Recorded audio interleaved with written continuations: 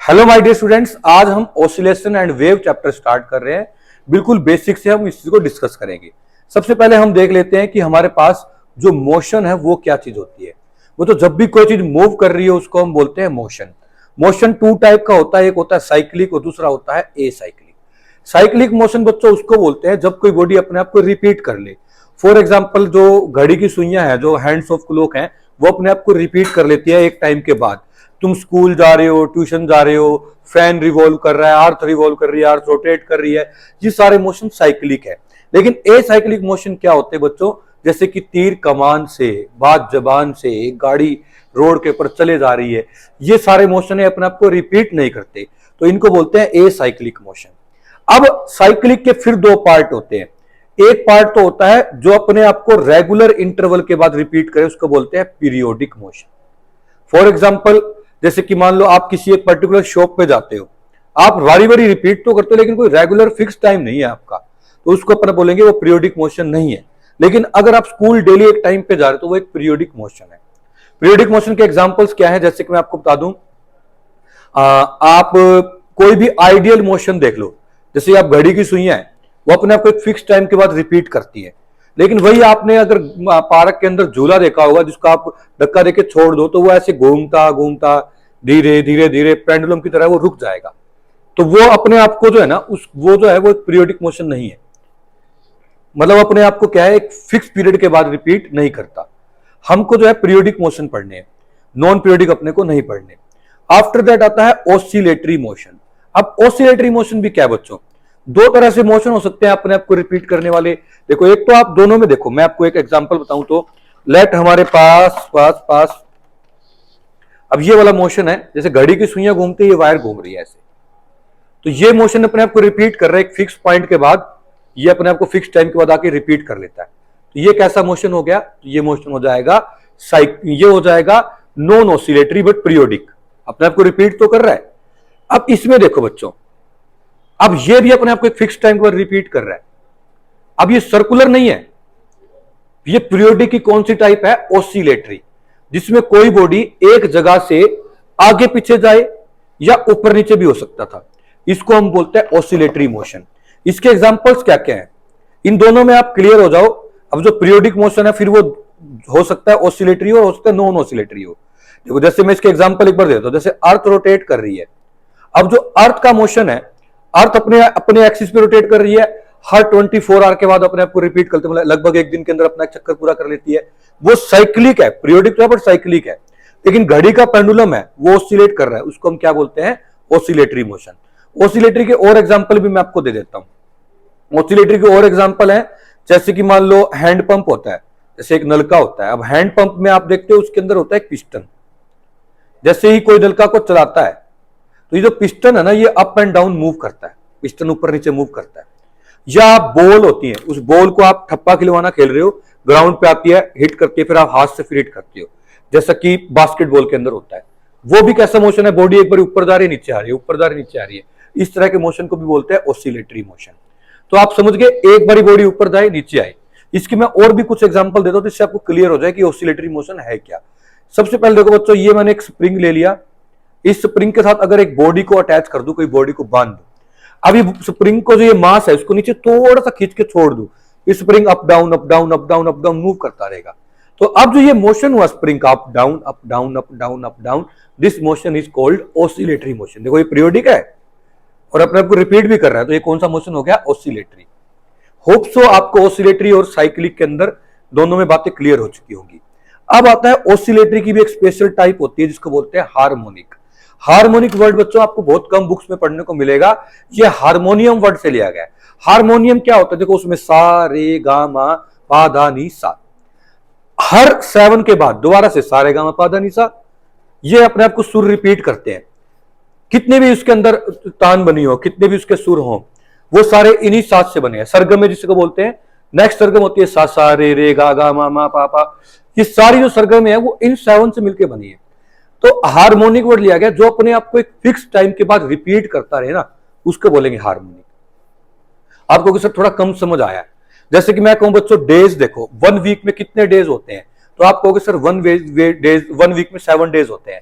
अब मैं 7 दिनों के नाम लिख दूं, मान लो पहला दिन मंडे था, अब जो 8वां दिन आएगा वो भी क्या आ जाएगा, मंडे। देखो दिन तो आगे बढ़ रहे हैं, 8वां 9वां 10वां, लेकिन मंडे ट्यूसडे वेडनेसडे अपने आप को रिपीट कर रहे हैं।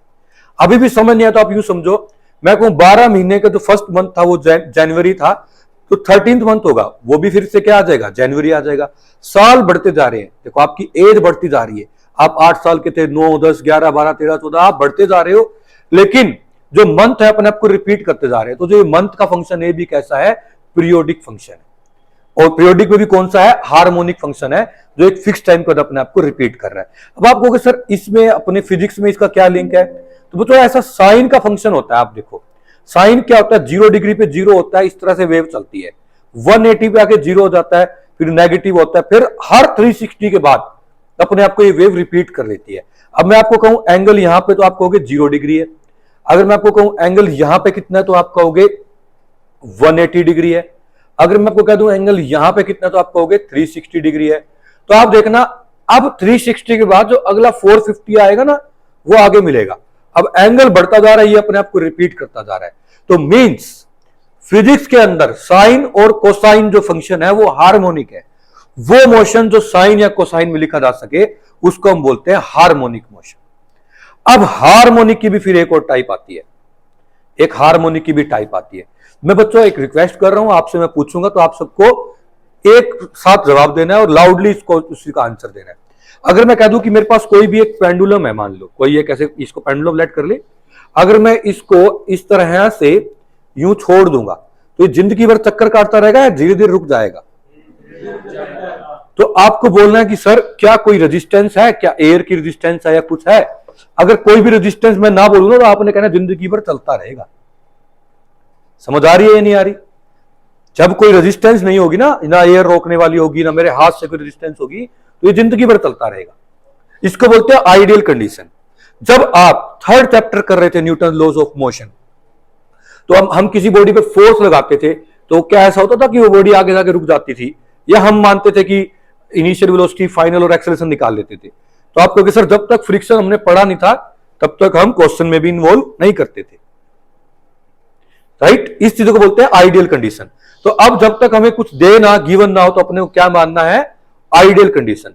अब मैं कहूं कि कोई एक बॉडी को मैंने ऐसे यहां से, जैसे मैं कह दूं कि मैंने एक बाउल ले लिया, एक बार सारे स्क्रीन की ओर देखेंगे, मान लेते हैं कि मैंने ये बाउल ले लिया, इस बाउल के अंदर मैंने एक कंचा रख दिया, समझ रहे हो?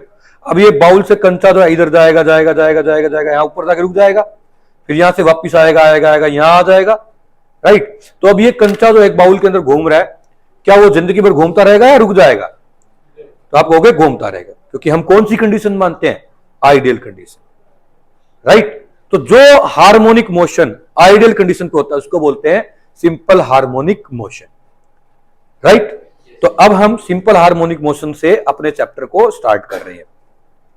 देखो बच्चों, मोशन जो होते हैं बहुत टाइप के हो सकते हैं। हमें कौन सा पढ़ना है मोशन का पार्ट, साइक्लिक, मतलब बड़े वाला मटका जो अपने आप को रिपीट करे। अब रिपीट करे उसमें भी दो हो सकते हैं, जो फिक्स टाइम के बाद करे और फिक्स टाइम का ना करे। रिपीट हमें वही पढ़ना, तो फिक्स टाइम के बाद अपने आप को रिपीट करो, मतलब पीरियोडिक पढ़ना। अब पीरियोडिक के बाद भी एक तो होता है कि बॉडी घूम के वहीं आ जाए, जैसे घड़ी की सुई है, वो साइक्लिक है। पीरियोडिक में हमको साइक्लिक पढ़ना ना, पीरियोडिक का ऑसिलेटरी पार्ट पढ़ना है, तो हम कहेंगे ऑसिलेटरी पार्ट पढ़ना, जिसमें बॉडी आगे पीछे जाए या किसी एक पॉइंट के ऊपर नीचे जाए। अब ऑसिलेटरी में भी हमें वो पढ़ना है जो साइन या कोसाइन की टर्म में लिखे जा सके, साइन या कोसाइन की टर्म में लिखे जा सके, और उसको हार्मोनिक बोलते हैं। हार्मोनिक का भी वो पार्ट पढ़ना है जो कौन सी कंडीशन पे हो, आइडियल कंडीशन पे, राइट? होप सो आपको सिंपल हार्मोनिक मोशन मतलब SHM, सिंपल हार्मोनिक मोशन, थोड़ा बहुत समझ आ गया होगा। अब मैं आपको थोड़ा इसको डिटेल में बता देता हूं।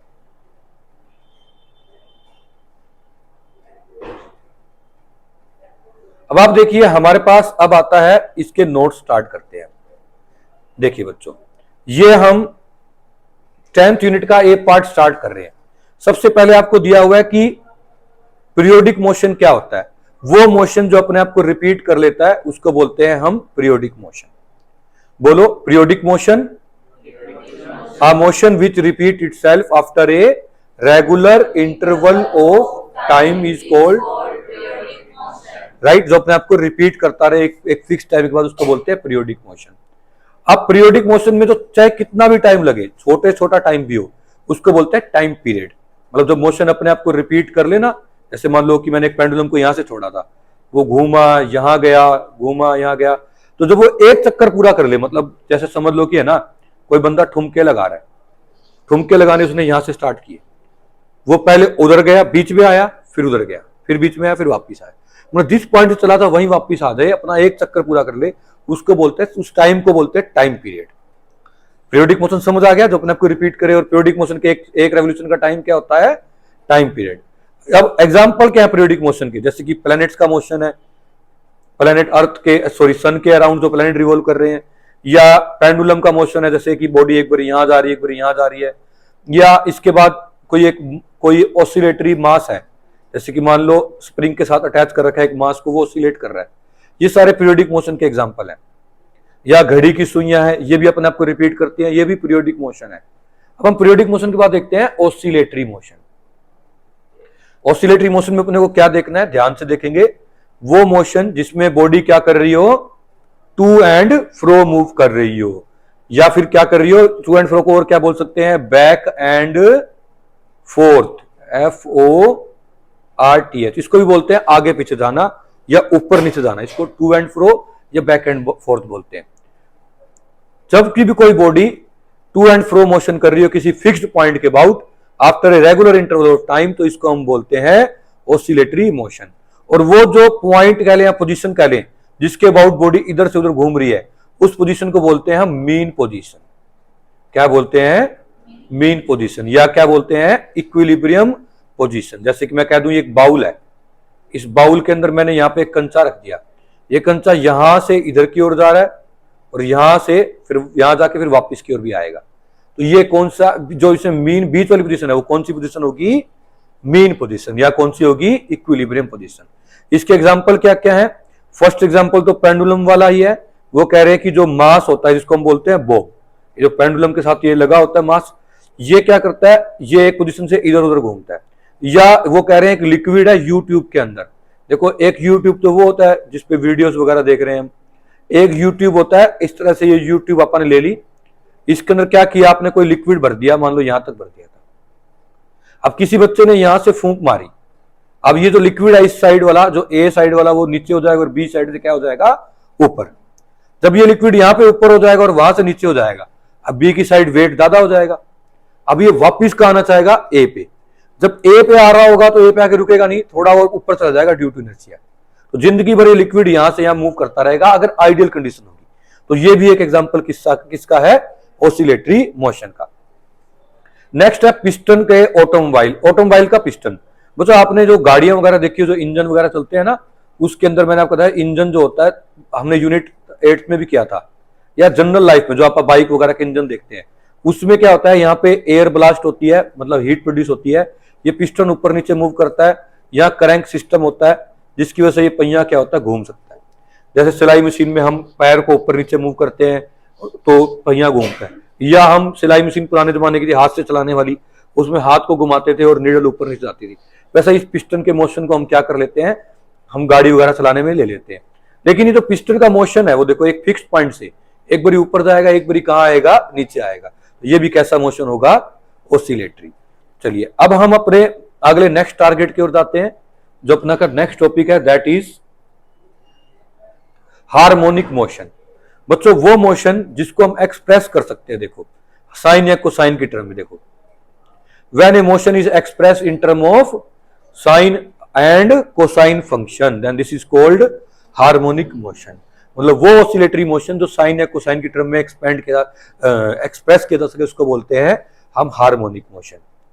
आगे बढ़ते हैं बच्चों, देखो ये नोट को समझो, ये कह रहे हैं कि हर एक हार्मोनिक मोशन तो ऑसिलेटरी होगा ही होगा, क्योंकि साइन क्या होता है, एक बार पॉजिटिव एक बार नेगेटिव, हर ऑसिलेटरी क्या होगा, अपने आप को रिपीट करेगा, पीरियोडिक तो होगा होगा। लेकिन उल्टा ट्रू नहीं है, हम ये नहीं कह सकते हर मोशन पीरियोडिक है तो वो ऑसिलेटरी भी होगा और वो हार्मोनिक भी होगा। क्यों, जैसे कि आप देखो घड़ी की सुइयां है, वो अपने आप को पीरियोडिक तो है, अपने आप को रिपीट तो कर रही है, लेकिन एक पॉइंट के उधर नहीं घूम रही, तो हम कहेंगे हर हार्मोनिक मोशन तो ऑसिलेटरी है, बट इसका वाइस वर्सा जो है वो ट्रू नहीं। नेक्स्ट हम देखते हैं, अब हमारा जो मेन टारगेट था सिंपल हार्मोनिक मोशन, हम वहां पहुंचने वाले हैं। चलिए बच्चों सिंपल हार्मोनिक मोशन देखते हैं। सिंपल हार्मोनिक मोशन में पहले आपको शॉर्ट में बता देता हूं। इसके लिए अपने को 2 कंडीशन देखनी जरूरी होती हैं। पहली तो मैं आपको एक्सप्लेन कर चुका हूं कि ये आइडियल कंडीशन पे होता है। जो सेकंड कंडीशन है वो ये है, इसमें जो रिस्टोरिंग फोर्स होता है वो डायरेक्टली प्रोपोर्शनल टू डिस्प्लेसमेंट होता है। अभी आपको मैं समझाता हूं। मैं कहूं कि अगर एक पेंडुलम है, उसको मैंने खींच के एक तो यहां पे ले आया, लेट ये पोजीशन है ए, और एक मैं ले आया इस पोजीशन पे बी पे, तो बताओ ज्यादा वापस की तरफ खींचने वाला फोर्स कहां प्रोड्यूस हुआ होगा? ये बीच वाली तो मेन पोजीशन है जहां पे बॉडी पड़ी होती है। तो ज्यादा स्पीड से बॉडी कहां से जाएगी, ए से या बी से? बी से। तो मतलब बी में क्या है, रिस्टोरिंग फोर्स ज्यादा आ गया। ये कह रहे हैं सेकंड कंडीशन ये है, जितना तुम ज्यादा खींचो, डिस्प्लेसमेंट दो बॉडी को, उतना उसमें रिस्टोरिंग फोर्स क्या है, ज्यादा। जिस बच्चे को कुछ समझ नहीं आया वहीं पर देख ले दोबारा से। मान लो कि एक पेंडुलम होता, मैं बिल्कुल पास से छोड़ देता ऐसे ही, और एक मैं इसको दूर से छोड़ रहा हूं, तो जो बाद वाली कंडीशन है ना, जो दूर वाली, उसमें वापस की तरफ फोर्स भी क्या आया है, रिस्टोरिंग फोर्स भी क्या आया है, ज्यादा। तो एक बारी मेरे साथ साथ तुम बोलो, सिंपल हार्मोनिक मोशन हम उसे बोलते हैं, सिंपल हार्मोनिक मोशन हम उसे बोलते हैं जो 2 कंडीशन को फुलफिल करे।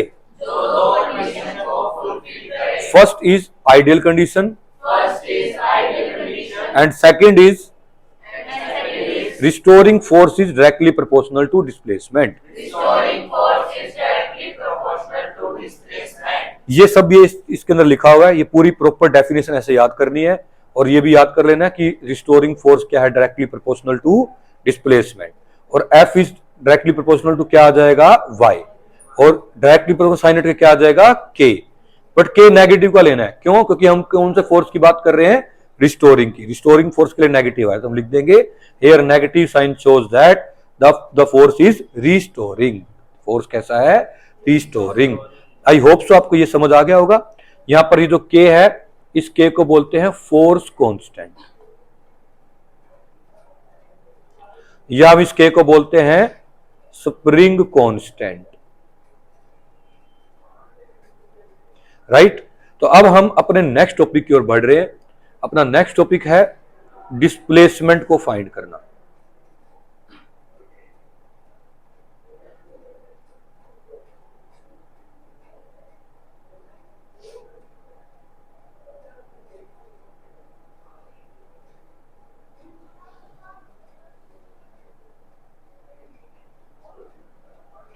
चलिए बच्चों, डिस्प्लेसमेंट टॉपिक को देखते हैं। मीन पोजीशन से जो परपेंडिकुलर डिस्टेंस होता है, मीन पोजीशन से क्या होता है, जो परपेंडिकुलर डिस्टेंस होता है, उसको हम बोलते हैं डिस्प्लेसमेंट। जैसे कि इस फिगर में देखो, आपको ये फिगर दिखा रखा है। इस फिगर में जो ये वाली पोजीशन है, ये कैसी पोजीशन है, मीन। इससे बॉडी कहां जा रही है, एक बार इधर और एक बार इधर जा रही है, राइट। इससे जो परपेंडिकुलर डिस्टेंस है ना बच्चों, मैं आपको दिखा देता हूं। जो मैंने डैश डैश से बना रखा है, ये जो परपेंडिकुलर डिस्टेंस है, इसी को हम क्या बोलते हैं, डिस्प्लेसमेंट। समझ आ रहा है, नहीं आ रहा? अगर ये मैं आपसे एक क्वेश्चन पूछ लूं, एक रफ सा कोई क्वेश्चन आपसे मैं पूछ लेता हूं। अगर मैं आपको कह दूं कि कोई एक बॉडी है इस तरह से, ये उसकी मीन पोजीशन है एम, ये है फर्स्ट, ये है सेकंड पोजीशन, और ये है थर्ड। तो बताओ डिस्प्लेसमेंट सबसे ज्यादा किसमें किया गया? पहले बॉडी एम पे पड़ी थी, मैं इसको ले गया 1 पे, 2 पे और 3 में। किस केस में डिस्प्लेसमेंट सबसे ज्यादा हुआ है? Who will tell?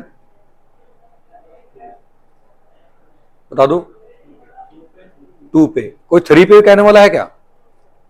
तो 3 वाला इज रॉन्ग आंसर। क्यों? क्योंकि है ना बच्चों, अपने को ये वाला डिस्टेंस देखना, सीधे वाला, ये वाला डिस्प्लेसमेंट क्या होती है। मैं कहूं ये ए है, ये बी है, और ये मीन पोजीशन है, इससे परपेंडिकुलर डिस्टेंस देखना है। डिस्प्लेसमेंट शॉर्टेस्ट डिस्टेंस होता है ना। तो एक बार मेरे साथ साथ तुम बोलो, displacement it is the perpendicular distance between mean position and oscillating body. चलो अब जैसे मैं ये वाला एक एग्जांपल ले रहा हूं। इस एग्जांपल में क्या है, बॉडी एक बारी ऊपर जा रही है पी पे, एक बारी कहां आएगी, नीचे। तो कितने बच्चे ये समझ गए कि मीन पोजीशन ये बीच वाली होगी? समझ आ गई? क्योंकि मीन पोजीशन से बॉडी एक बार ऊपर जाएगी, एक बार कहां आएगी। जैसे मीन पोजीशन है, इससे बॉडी ऊपर जाएगी और एक बार कहां आएगी, नीचे आएगी। तो अपने को यहां तक तो समझ आ गया कि मीन पोजीशन इसमें एक्स एक्स डैश है, जैसे मैंने यहां भी दिखा रखा है। अब इस फिगर से मुझे बताना जरा, ये 1 पोजीशन है, ये 2 है, ये 3 है, ये 4 है, ये 5 है। डिस्प्लेसमेंट किस में सबसे ज्यादा है? 1 में, 2 में, 3 में, 4 में, 5 में? तुम देखेंगे डिस्प्लेसमेंट 3 में क्या है सबसे ज्यादा, क्योंकि जो बॉडी है, मैंने कहा था एक बार यहां जा रही है, एक बार यहां जा रही है, तो बिल्कुल सीधी हो जाएगी जैसे 3 में दिखा रखा है। तो इस टाइम पे मीन पोजीशन तो ये वाली थी, इससे परपेंडिकुलर डिस्टेंस सबसे ज्यादा कब होगा? ये वाला। तो बच्चों अगर अभी भी समझ नहीं आया तो आप यहां से देखते हैं, अभी हमारे पास ये जो P पॉइंट है, यहां पे बॉडी है जो कि सेंटर से कितने डिस्टेंस पे है? R पे, और कितना एंगल बना रही है? थीटा। और मीन पोजीशन क्या है? x dash. तो ये जो इसका परपेंडिकुलर डिस्टेंस होगा y क्या होगा इस केस में? डिस्प्लेसमेंट। समझ आ गई? तो हम इसको पढ़ लेते हैं। देखो, let at any instant oscillator is at point P। x dash क्या है? इसकी मीन पोजीशन। तो y इसका क्या होगा? डिस्प्लेसमेंट। अपने को y फाइंड करना है बच्चों। देखिए, अगर मैं कहूं ये जो ट्रायंगल हमारे पास बन रही है PMO, ट्रायंगल PMO, इस ट्रायंगल से मुझे साइन थीटा बताओ क्या होगा? तो आप कहोगे सर साइन थीटा हो जाएगा y बाय r, क्योंकि थीटा के सामने वाला परपेंडिकुलर होता है, मतलब कि परपेंडिकुलर बाय हाइपोटेन्यूज, जैसे कि y बाय r। तो बच्चों y कितना हो जाएगा? r ऊपर चला जाएगा, y हो जाएगा r साइन थीटा। तो ये हमारे पास डिस्प्लेसमेंट की क्वेश्चन आ गई। आप किसी भी एंगल पे देख सकते हो, और कोई बॉडी ऑसिलेट कर रही है तो आप टाइम में भी देख सकते हो। कैसे? क्योंकि अपने को पता है ओमेगा होता है एंगुलर वेलोसिटी, ये होता है एंगल अपॉन टाइम। टाइम को ऊपर ले जाओ तो थीटा को आप कर लिखते हो ओमेगा टी, और साइन थीटा की जगह आप साइन ओमेगा टी भी लिख सकते हो। समझ आ रही है यहां तक? तो आप कोई भी टाइम पुट करो, 1 सेकंड, 2 सेकंड, 3 सेकंड, तो आप डिस्प्लेसमेंट ऑफ द बॉडी बता पाओगे। अब हम बात करते हैं कि सर जब ये साइन ओमेगा टी 1 हो जाएगा तब क्या होगा? क्योंकि साइन की मैक्सिमम वैल्यू 1 ही हो सकती है। जब साइन ओमेगा टी 1 हो जाएगा ना, तो जो y है वो r के इक्वल हो जाएगा। तब उस टाइम पे बोलेंगे जो डिस्प्लेसमेंट है वो मैक्सिमम हो गया। फिर से बता रहा हूं, क्योंकि फॉर्मूले में आ गया था sign omega T, sign omega T maximum 1 हो सकता है, तो इसको हम 1 मान लेंगे तो हमारे पास डिस्प्लेसमेंट को क्या कहेंगे हम? डिस्प्लेसमेंट क्या होगी? Maximum, right? मैक्सिमम डिस्प्लेसमेंट को हम हमेशा a से लिखते हैं, तो हम कह देंगे जो हमारे पास y है वो किसके इक्वल आ गया? a के इक्वल। एक बार यहां से फिर समझ लीजिए, यहां पे साइन ओमेगा टी था, इसको 1 रखते ही हमारे पास y क्या हो जाएगा? डिस्प्लेसमेंट r के इक्वल हो जाएगी। उस टाइम पे बोलते हैं डिस्प्लेसमेंट क्या होगी? मैक्सिमम। तो आप y भी a भी लिख सकते हो, r भी छोड़ सकते हो। जनरली है ना, मैक्सिमम की बात हो तो हम a लिख देते हैं। तो हमारे पास अब से तुम्हें याद रख लेना है। अच्छा, कई बच्चों को अभी भी समझ नहीं आया, मैं उनको एक बार दूसरे अलग मेथड से समझा देता हूं।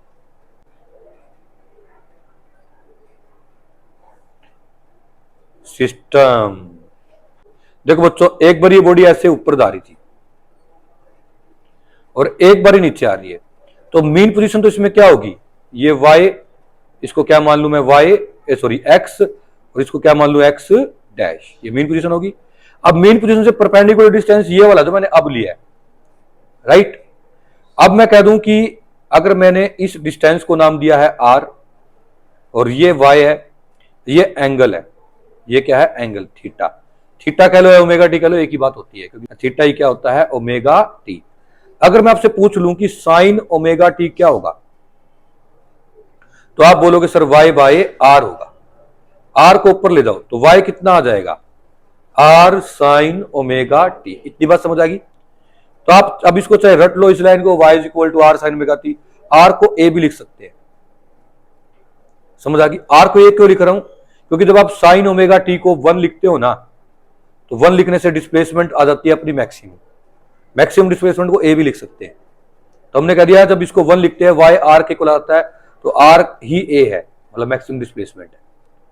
तो अब से तुमको बारी बारी ये मंत्र जाप कर लेना है। बोलो y is equal to r sine omega T, y is equal to a sine omega T, both are same things. अगर तुम्हें y is equal to a sine omega T आ गया, तो तुम इसको डिफरेंशिएट करोगे तो क्या आ जाएगा? वेलोसिटी। इसको अगेन डिफरेंशिएट करोगे तो क्या आ जाएगा? एक्सेलरेशन। अगर इसको हाफ mv स्क्वायर में v जो आएगा इसमें पुट कर दोगे तो क्या आ जाएगा, काइनेटिक एनर्जी। अगर यही आप वर्क निकाल लोगे जो कि फोर्स इंटू डिस्प्लेसमेंट होता है, तो हमारे पास क्या आ जाएगा, फोर्स इंटू स्मॉल डिस्प्लेसमेंट किया वर्क, और वर्क ही क्या होता है, पोटेंशियल एनर्जी। ऊपर वाले से देखो काइनेटिक एनर्जी आई थी, इससे पोटेंशियल, दोनों को ऐड कर दोगे तो कौन सी एनर्जी आ जाएगी, टोटल एनर्जी। तो जो बच्चे पढ़ाई में इंटेलिजेंट है उनको तो समझ आ गया कि हमें है ना इतना पढ़ने से पूरा चैप्टर आ गया है, क्योंकि इसके बाद हमें बस डिफरेंशिएट करते जाना है, और जो बच्चे पढ़ाई में वीक हैं वो धीरे धीरे सीख जाएंगे। ठीक है, चलो अब हम आगे देखते हैं। अब थोड़ा सा इसमें मैं एक चीज और बताने वाला हूं, कुछ हम ऐड ऑन कर रहे हैं इसके अंदर। बच्चों अगर मैं यूं कह देता कि हमारे पास देखो, अब ये वाला जो पॉइंट है वो पहले से P पे है, इसको P से कहां जाना है, Q। अब जो Q का एंगल है वो तो क्या है, थीटा। Q कितना एंगल होना चाहिए, देखो थीटा, और पहले से वो शुरू से था या फाई से शुरू हुआ था, तो हम देखेंगे इस केस में फाई से क्या हुआ था, शुरू हुआ था। तो एक्चुअली में इसको पूरा थीटा चलना पड़ा या थीटा माइनस फाई चलना पड़ा। अगर अभी समझ नहीं तो इस पे आ जाओ, देखो ये इनिशियल पोजीशन है किसी भी ऑसिलेशन ऑब्जेक्ट की, ये P है, इसको P से कहां जाना है बच्चों, थोड़ा लाउड बोला करो एनर्जी से, P से कहां जाना है बच्चों, अगर Q पे जाना है तो इसको थीटा एंगल चलना पड़ेगा, कुछ एक्स्ट्रा चलना पड़ेगा, कुछ एक्स्ट्रा, क्योंकि फाई पहले चल के तो बराबर पहुंचेगा, फिर यहां से थीटा एंगल और चलना है। तो अपने को समझ आ गया, अगर इनिशियली बॉडी बिल्कुल बीच में ना हो तो हमें प्लस या माइनस फाई और लिखना पड़ सकता है। तो आज से तुम y को r साइन ओमेगा टी बोलोगे या r sine omega t plus minus phi बोलोगे, r sine omega t plus minus phi.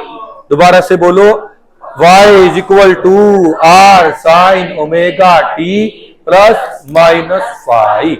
शुरू से जो प्लस माइनस फाई होता है ना, इसको बोलते हैं फेज डिफरेंस या इनिशियल फेज। शुरू से हम इतने फेज से चले हैं। चलो यहां तक तो हो गया हमारा डिस्प्लेसमेंट। अब हम वेलोसिटी देख लेते हैं, ब्रेक लेंगे उसके बाद वेलोसिटी देखेंगे। राम राम भाई सारे आने, अब बस चलो।